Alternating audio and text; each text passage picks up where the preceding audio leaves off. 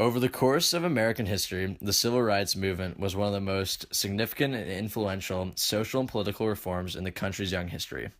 It resulted in the long overdue political justice for all African Americans in American society and was a big step in the struggle to achieve social equality. The movement required African Americans from all backgrounds to unite against oppression and racism. David Cameron, former British Prime Minister, explains how, half a century ago, the amazing courage of Rosa Parks, the visionary leadership of Martin Luther King, and the inspirational actions of the civil rights movement led to politicians to write equality into the law and make real the promise of America for all her citizens. This movement was characterized by the courage of countless African Americans and white Americans who fought for equality. Despite the common idea that the civil rights movement was restricted to nonviolent protests led by church leaders, the late half of the 1960s brought a new wave of voices to the crowd. As black athletes began to use their heightened stage to stand for their beliefs and influence change, Martin Luther King Jr. and Malcolm X are some staple names in this movement, but this documentary will take a deeper look at the other figures. Unknown to most, the civil rights movement brought a new societal role for famous athletes and actors. In 1968, the Summer Olympics were held in Mexico City. This was a worldwide event, found all over TVs, radios, and newspapers. During the Games, the podium ceremony brought the civil rights movement to the global light, as two African-American runners from the United States threw up the Black Power symbol during the national anthem as a form of both protest and solidarity with the efforts back home. The gold medal winner of the 200-meter race was Tommie Smith, an African-American born in 1944 in Clarksville, Texas. Smith was a superb athlete who set 7 individual world records and was also a member of several world record-breaking track groups at his time at San Jose State. The bronze medal winner was John Carlos. Carlos was a student at East Texas State University before transferring to San Jose State, where he met Smith for the first time. Carlos also was a founding member of the Olympic Project for Human Rights, as well as a stark activist in the civil rights movement. Together, these two stimulated further change in the American fight for civil rights.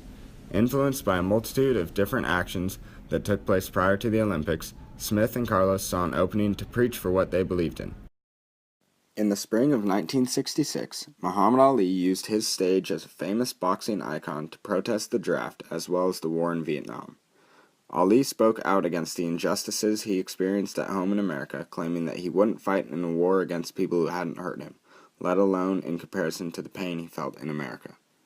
My conscience won't let me go shoot my brother or some darker people or some poor hungry people in the mud for big powerful America and shoot them for what? They never called me nigger. They never lynched me. They never put no dogs on me. They never robbed me of my nationality. The protest was hugely significant for black athletes nationwide, as it opened up a door for these athletes to use their stage as a movement for change. In the Olympic Games only 2 years later, Carlos and Smith united together to protest once again, carrying on Ali's ideas. Despite a confusing and complicated relationship, Carlos and Smith united under a similar cause to symbolically stand for equality for all in the United States. When asked about motivations for the protest, John Carlos stated that, "We were just human beings who saw a need to bring attention to the inequality in our country." After taking gold and bronze, Smith and Carlos waited for the moment to debut their beliefs globally and on one of the biggest stages of the time. Carlos forgot his own pair of gloves, thus making him unable to correctly do the symbol due to the absence of these gloves. Smith noticed this and gave him his left glove. They broke the traditional symbol but made it their own as they each lifted the hand that had the glove on. Smith later explained that his right hand up in the air represented black power in America, while Carlos's left glove symbolized unity in black America. Also, the black scarf around Smith's neck stood for black pride, and their black socks without any shoes represented African-American poverty in America. Carlos can be seen wearing a necklace of black beads for, as he explains, those individuals that were lynched or killed that no one said a prayer for, that were hung hard. It was for those thrown off the side of the boats in the Middle Passage. Furthermore, Peter Norman, the second-place finisher, wore a badge at the ceremony of the Olympic Project for Human Rights to show support for this gesture. This moment encapsulates the true essence of the civil rights movement. It shows the unity of three different athletes in their protest of the events that were happening in America at the time. This movement is one of uniting and coming together under a common cause to achieve a greater good. The public did not approve of the gesture that was made by these athletes. As a result of this act, both Smith and Carlos were kicked out of the Olympic Village and sent home, and even compared to Nazis.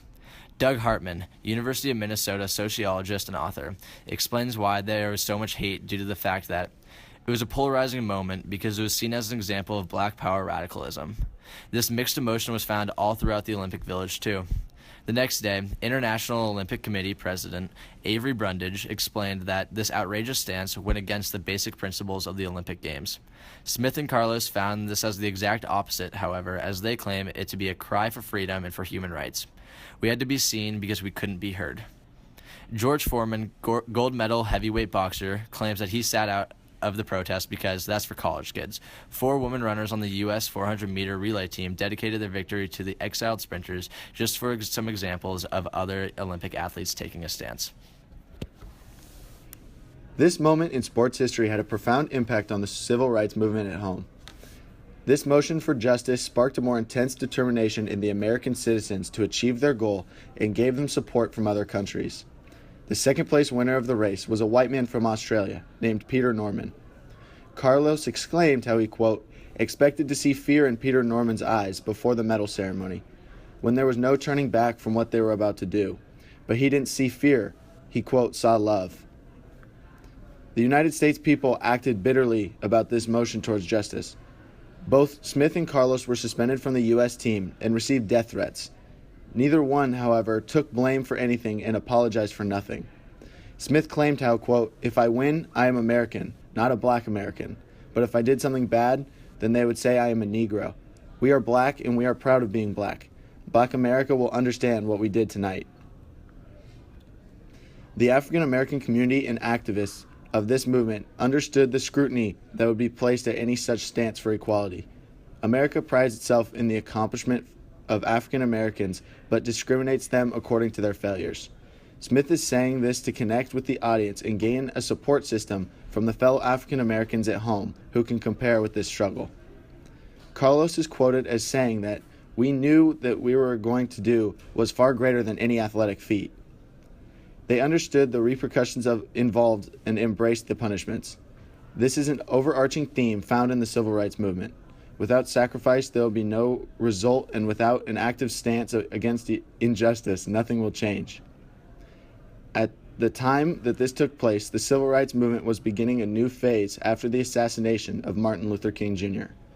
The Civil Rights Act of 1968 had been enacted, making it illegal to discriminate during sales, rentals, and financing of housing based on race, religion, national origin, and sex. Martin Luther King's brother explains how this is just the beginning. More movements were being made with a stronger persistence and urgency than ever before. People were fighting for what they believed in and doing it in any event possible, even at the Olympics, as Smith and Carlos show.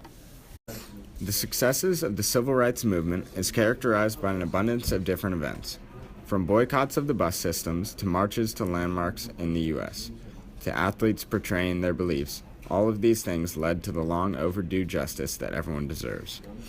The raising of the fist and symbol that Smith and Carlos made has historically benefited and inspired many Americans in their struggle against inequality. This moment in our history has inspired the creation of a statue of the two to be constructed at Smith's alma mater, San Jose State University. This shows the resilience and defiance to the American way of life that the two men experienced and the change they wished to see. The two were catalysts for the change in the civil rights movement. They represented a very popular part of the American population and sparked future athletes to take a stand. Examples include, in the 60s, Jim Brown, famous NFL running back, began his own black economic union, and later in life founded American, which focuses on educating high-risk youth. These stances even carried over to modern events. Events include the St. Louis Rams taking a statement about the death of Michael Brown by walking out of the tunnel with their hands up. LeBron James wearing a shirt saying, "I can't breathe," to support Eric Garner. Colin Kaepernick taking a knee during the national anthem to make a stance against the continued inequality in America. Together, these athletes have all made a great contribution to the fight for equality that our people deserve. Tommy Smith and John Carlos's names will forever live as a symbol that inspired the continuation of athletes to speak up for what they believe in, and together, by unifying, they represented the continued struggle of the civil rights movement in the 1960s.